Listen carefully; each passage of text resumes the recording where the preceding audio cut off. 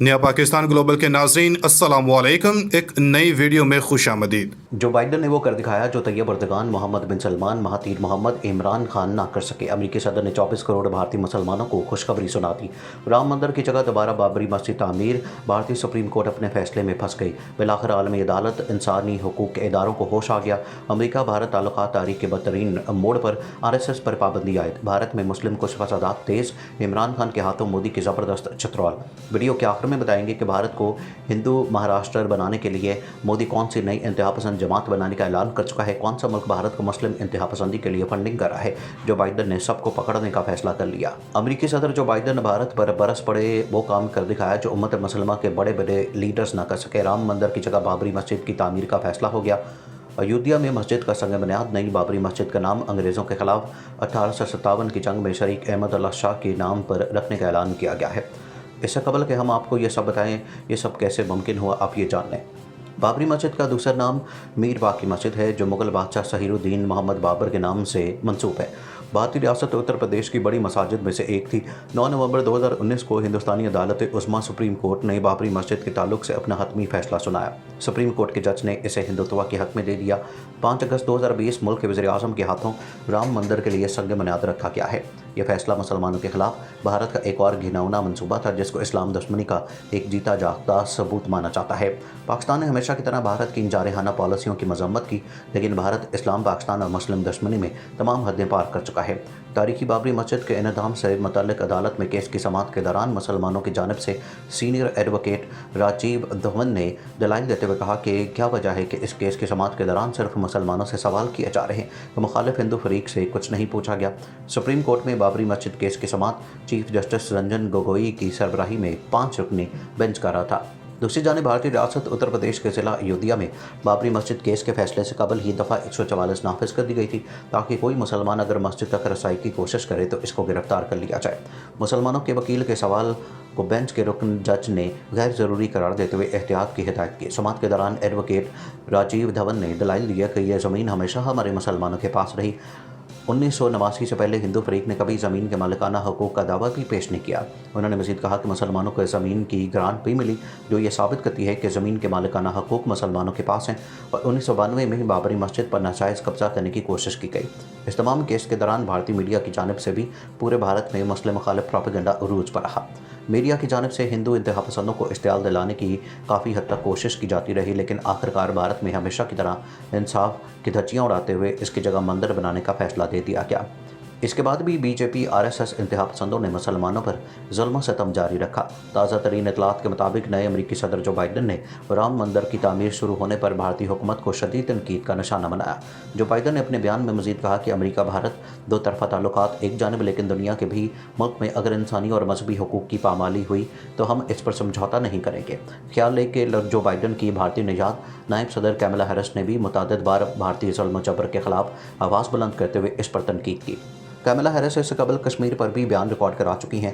उन्होंने कहा कि किसी भी मज़हब की तारीखी इबादत गाह पर यूं गुंडों से हमला करवा कर इसको मंदिर में तब्दील करना किसी भी सूरत काबिल कबूल नहीं है। नए अमरीकी सदर जो बाइडन ने राम मंदिर की बुनियाद रखते हुए नरेंद्र मोदी की तस्वीर का हवाला भी दिया और कहा कि अगर किसी मुल्क का सरबरा ऐसे मजहबी इंतहा पसंदी फैलाएगा तो ऐसी कौम को इस्तेमाल के रास्ते से नहीं रोका जा सकता। जो बाइडन ने आलमी अदालत और ह्यूमन राइट्स वॉच के सर्वे का हवाला देते हुए कहा कि भारत इंसानी हुकूक की पामाली में सर फहरिस्त नजर आता है। 6 दिसंबर 1992 में मुश्तइल हिंदू गिरोह ने अयोध्या की बाबरी मस्जिद को शहीद कर दिया, जिसके बाद बदतरीन फसादात ने जन्म लिया और 2000 अफराद अपनी जान से हाथ धो बैठे। इन फसादात को तकसीम हिंद के बाद होने वाले सबसे बड़े फसादात कहा गया। जब बाबरी मस्जिद को शहीद किया गया उसके बाद से इस मकाम का कंट्रोल वफाकी हुकूमत और बाद सुप्रीम कोर्ट ने संभाल लिया। भारत की मातहत अदालत ने फैसला दिया कि 2 एकड़ की मतनाज़ अराज़ी मुसलमानों और हिंदुओं के दरमियान तकसीम होगी। अयोध्या के इस मकाम पर क्या तामीर होना चाहिए, इस हवाले से मुसलमान और हिंदू दोनों कौमों के अफराद ने 2010 में भारतीय हाई कोर्ट के फैसले के खिलाफ अदालत उज़्मा में अलहदा दरख्वास्तें जमा करवा रखी थी, जिसके बाद इस मामले पर उसी साल 8 मार्च को सालिसी कमीशन तश्कील दिया गया था। इस तनाज़े के बायस भारत की मुसलमान अक़लियत और हिंदू अक्सरियत के दरमियान कशीदगी बहुत ज़्यादा बढ़ गई।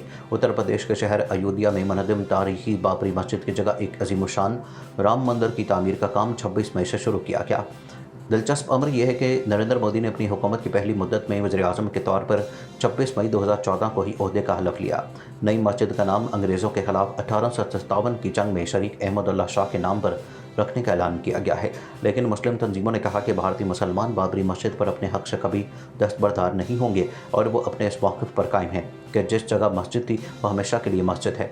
भारतीय मुसलमानों की नुमाइंदा तंजीम All India Muslim Personal Law Board ने नई मस्जिद के संग बुनियाद से खुद को अलग करते हुए कहा कि यह कदम न सिर्फ शरीयत के खिलाफ बल्कि भारत के वक्फ कानून के भी खिलाफ है। All India Muslim Personal Law board की बाबरी मस्जिद एक्शन कमेटी के सीनियर रुकन और सुप्रीम कोर्ट के वकील जफ़र याब जलानी ने बात करते हुए कहा कि अगर कोई गैर शरई काम हो रहा है तो हम इसको ताकत से तो रोक नहीं सकते, जो ऐसा कर रहा है वो इसका जिम्मेदार है और ये तो वक्त ही बताएगा कि इस मस्जिद में कोई मुसलमान नमाज पढ़ेगा या नहीं। जफ़र जलानी ने कहा कि मुस्लिम पर्सनल लॉ बोर्ड नवंबर 2019 में सुप्रीम कोर्ट के फैसले के बाद ही कह चुका है कि मस्जिद के बदले में कोई ज़मीन नहीं ली जा सकती क्योंकि शरअन इसकी इजाज़त नहीं है। हमने इस सिलसिले में सुप्रीम कोर्ट में रिव्यू पिटिशन भी दाखिल की थी, लेकिन अदालत उस्मा ने इस पर गौर किए बगैर ही इसे खारिज कर दिया।